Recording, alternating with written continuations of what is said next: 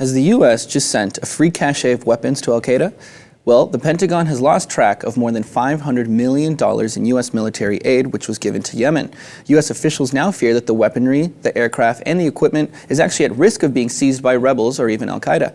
With Yemen in turmoil and its government splintering, the Defense Department has lost its ability to monitor the whereabouts of small arms. So, Jose, we said right now military aid, but what I didn't tell you is we're talking guns, ammunition, night vision goggles, patrol boats, helicopters, Humvees, you name it. How do you lose that? How do you lose that? Well, here's how you lose it.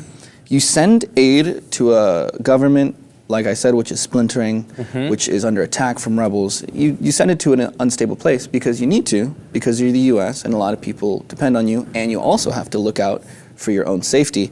The U.S. says that Al-Qaeda's branch in Yemen poses a more direct threat to U.S. homeland security than any other terrorist group. And we send them $500 million worth of weapons. Accidentally, of course. The government's obviously not capable of keeping track of these things because they simply don't know where it is. They don't want to comment on it right now. They're kind of saying, well, we just don't know where it is. We're not saying it's in bad hands, but that's the scary part. Well, they might, but that's the scary part. We don't know where the hell it is. And anyone, literally anybody, could have it. I mean, I think that's the consequence of the interventionist policy, trying to send and fix things that are happening in other parts of the world where you don't have a central control that is taking care of that. But at the same time, it's history repeating itself. You know, it wouldn't be the first terrorist group that their seed is nourished by, you know, American support. We've seen it in the past with the Taliban, that they grow out of control. This is a completely different situation in terms that there is not a direct support to a sectarian group, but to a government that is now crumbling apart and losing control. But at the same time, the result might be no different. I hope you're wrong. I hope so too. I really do, because like I said, they pose a huge threat to the U.S. They really do not like us, to say the least. And yeah, like you said, we have seen it before, weapons falling into the wrong hands.